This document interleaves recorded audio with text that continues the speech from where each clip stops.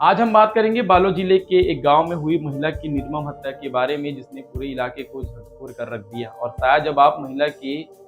हत्या के पीछे के कारण और महिला की हत्या को जिस तरीके से अंजाम दिया गया उसको सुने तो आपके भी रोंगटे खड़े हो जाएंगे। जिस तरीके से एक ही गाँव के रहने वाले दो आरोपी, जिनका नाम भी समान है, वो एक महिला के घर में घुसते हैं, महिला की निर्मम हत्या करते हैं और हत्या करने के बाद महिला के शव के पास बैठकर धूम्रपान करते हैं। और धूम्रपान करने के दौरान महिला ने जिस अंग पर आभूषण पहना हुआ था उस अंग को ही शरीर से अलग करके उस आभूषण को निकाल लेते हैं और घर में रखे 24,000 रुपये नगद और महिलाएं जो अपने श्रृंगार के लिए आभूषण जो है उपयोग में लाती है, उस आभूषण को जो है चोरी करके वहां से भाग निकलते हैं। आखिर कौन थे वो युवक, किस तरीके से उन्होंने इस मर्डर मिस्ट्री को, इस वारदात को अंजाम दिया, इस पर बातचीत करते हैं। नमस्कार, मेरा नाम ऋषभ कुमार है और आप बालोद 24 देख रहे हैं। वो दिन था 6 अक्टूबर, सुबह का समय था जब बालोद जिले के रानीतराई में रहने वाली, जिसका नाम देववती महार था, जिसकी उम्र 65 वर्ष है, जो रानीतराई में एक सरकारी कोतवाल का काम किया करती थी। जब यह महिला 2 से 3 दिन तक अपने घर के पास अपने घर में नहीं दिखाई देती हैं तो पड़ोसियों को शक होता है कि आखिर देववती महार जो व्यवहारिक है, हमारे आसपास में लोगों के साथ उसका उठना बैठना है, वो गई तो गई कहाँ। इसके बाद वहाँ के पड़ोस के जो व्यक्ति है उस घर के पास पहुँचता है जिस घर में देववती महार रहा करती थी। मैं आपको बता दूं कि देववती महार जो है काफ़ी वर्षों से अकेले ही रहा करती थी और लोगों के साथ उसका काफ़ी ज़्यादा उठना बैठना था। वो जो महिला है वो व्यावहारिक थी। इसके बाद जो पड़ोसी है उसके घर के पास पहुँचता है तो देखता है कि देववती महार के घर में तो ताला लगा हुआ है और ताला लगने के साथ साथ वो जो पड़ोसी है जो उस घर को देखने गया हुआ था, उसे महिला को ढूंढने गया हुआ था, उसको वो घर जो है संदिग्ध नजर आता है। संदिग्ध इस कारण से क्योंकि महिला के घर से एक तेज बदबू आ रही थी, एक ऐसी बदबू, एक ऐसी गंध जहां पर खड़ा होना भी काफी ज्यादा मुश्किल था। इसके बाद जो है पड़ोसी अपने आस पड़ोस के लोगों को बुलाता है, ग्रामीणों को सूचना देता है कि महिला के घर में, देववती महार के घर में काफी ज्यादा गंध आ रही है और महिला जो है 3 से 4 दिन तक जो है लगातार दिखाई नहीं दे रही है। इसके बाद जो है ग्रामीण और पड़ोसी उस घर में अंदर जाते हैं तो देखते हैं कि महिला के घर का पूरा जो सामान है वो पूरे घर में बिखरा पड़ा हुआ है। देखने से प्रतीत हो रहा था कि किसी ने इस घर में लूट की वारदात को जो है अंजाम दिया है। वो देखते हैं कि महिला का शव उसके घर में चटाई से जो है लिपटा हुआ था। चटाई में लिपटे हुए शव जिसे देख के प्रतीत हो रहा था कि महिला का शव जो है 2 से 3 दिन पुराना है। महिला के शव से जो है तेज बदबू आ रही थी और महिला का शरीर जो है गलने की कगार पर था, स्थिति में था। जिसके बाद ग्रामीण देवरी पुलिस को सूचना देती है और देवरी पुलिस इस मामले की जांच में जुटती है। डॉग स्क्वाड की टीम बुलाई जाती है, फॉरेंसिक टीम बुलाई जाती है और पूरी मामले की जांच में जो है पुलिस जुट जाती है। इसके साथ साथ ही गाँव में कौतूहल का विषय बन जाता है, अटकलों का बाजार गर्म होता है कि महिला की आखिर हत्या की तो की किसने, या महिला ने आत्महत्या की है। क्योंकि महिला काफ़ी वर्षों से अकेले रही थी तो लोगों को लग रहा था कि हो सकता है कि महिला को अकेलेपन जो है खा रही थी, इस कारण से महिला ने जो है आत्महत्या ही कर लिया हो। लेकिन कुछ लोग थे जिनको लगता था कि महिला जो है आत्महत्या नहीं कर सकती, क्योंकि महिला जो है लोगों को एडवाइस देती थी, लोगों को सुझाव देती थी कि आत्महत्या बुरी चीज़ है, लोगों को अपने जीवन से हारना नहीं चाहिए और अपने जीवन को पूरी तरीके से जो है व्यतीत करना चाहिए। इसके कारण लोगों को शक था कि हो ना हो उसके घर में चोरी हुई है और चोरी के दौरान महिला की जो है हत्या की गई है। पुलिस को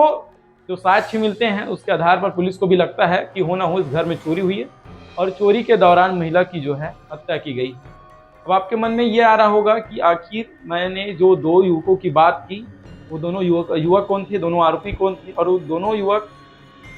जो हैं इस वारदात को अंजाम कैसे देते हैं। तो मैं आपको बता दूं कि इस वारदात की शुरुआत होती है 6 तारीख से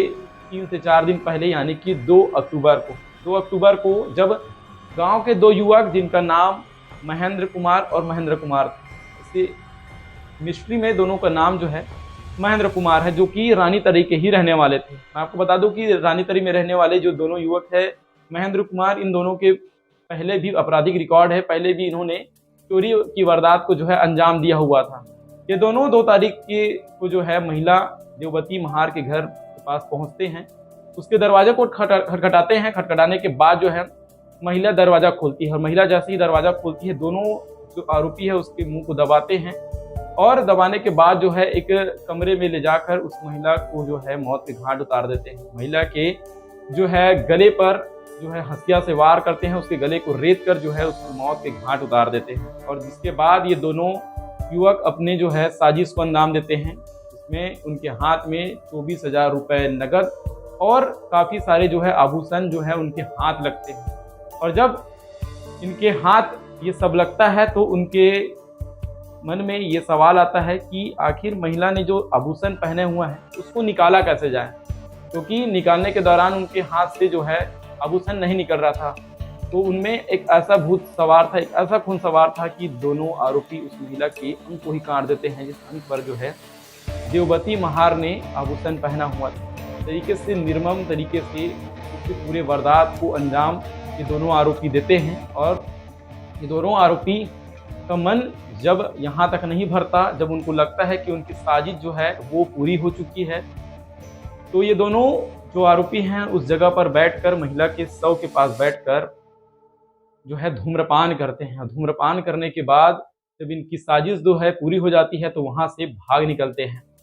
अब आपके मन में ये आ रहा होगा कि ये दोनों युवकों ने तो, ये दोनों आरोपियों ने तो इस पूरे वारदात को जो है अंजाम तो दे दिया, अब पुलिस इनका कैसे पहुंची। मैं आपको बता दूं कि पुलिस की जो भूमिका है वो इस वारदात में काफ़ी ज़्यादा अहम है, क्योंकि पुलिस ने जितनी तत्परता दिखाई, सजगता दिखाई, जिसका अंजाम ये रहा कि आज दोनों युवक जो हैं सलाखों के पीछे हैं। मैं आपको बता दूं कि ये दोनों जो आरोपी हैं वो 6 तारीख की वारदात को अंजाम देने के बाद 9 तारीख को पुलिस के पकड़ में आते हैं।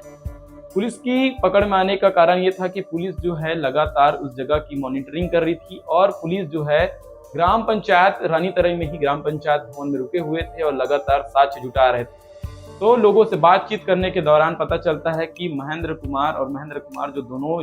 जो आरोपी हैं उसको आखिरी बार उस महिला के घर के पास गुजरते हुए देखा गया था, उस महिला के घर की तरफ जाते हुए देखा गया था। इसके बाद कैमरे की तलाशी ली जाती है तो पता चलता है कि दोनों युवक सचमुच घर के पास से निकले हुए हैं और दोनों युवकों को जो है संदेह के आधार पर जो है पकड़ा जाता है, जिसके बाद कड़ाई से पूछताछ करने के बाद ये दोनों जो आरोपी है उन्होंने अपना जो है जुर्म कबूल करते हैं और वो बताते हैं कि हमने महिला के घर में जो है चोरी की वारदात को पहले अंजाम दिया और अंजाम देने के साथ साथ उस महिला को भी मौत के घाट उतार दिया। दोनों जो आरोपी हैं उनको पहले से पता था कि महिला के पास काफ़ी ज़्यादा आभूषण है, कैश है, जिसकी जो है जानकारी उनको थी। इस कारण से इन्होंने पहले प्री प्लानिंग की और प्री प्लानिंग के बाद जो है इस पूरे वारदात को अंजाम दिया। फिलहाल पुलिस ने इन दोनों आरोपियों को पकड़ लिया है, लेकिन आज के दौर में सवाल ये भी उठता है कि क्या आज के दौर में किसी के अंदर मानवता ही नहीं बची, क्योंकि जिस तरीके से इस हत्या को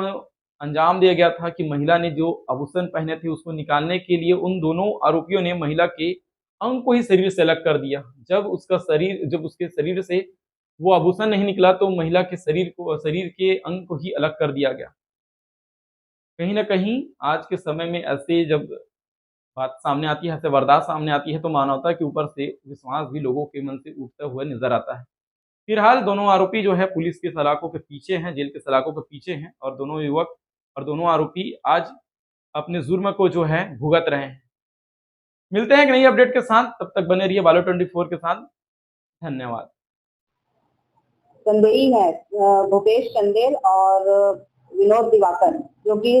मृतिका के घर के पीछे ही रहते हैं। उसपे उनमें संदेह हुआ, इनसे पूछताछ की गई और घटनास्थल का निरीक्षण के दौरान एफएसएल की टीम, डॉग स्क्वाड और फिंगरप्रिंट एक्सपर्ट की भी मदद ली गई। संदेहियों से पूछताछ कर यह पाया गया कि दोनों संदेही जो है वो रात में शराब का सेवन किए और दीपावली के त्योहार के दौरान पैसे की जरूरत होने पर मृतिका के घर में दीवार फांदकर घर के अंदर प्रवेश किए। जहां घर में पहुंचने पर ये संपत्ति की खोजबीन कर रहे थे, उसी दौरान मृतिका जो है वो जाग गई और जागने पर इनके जो आरोपी हैं इनसे इन्होंने इनका मुंह और गले को दबाकर इसके जान से मार हत्या कर दी और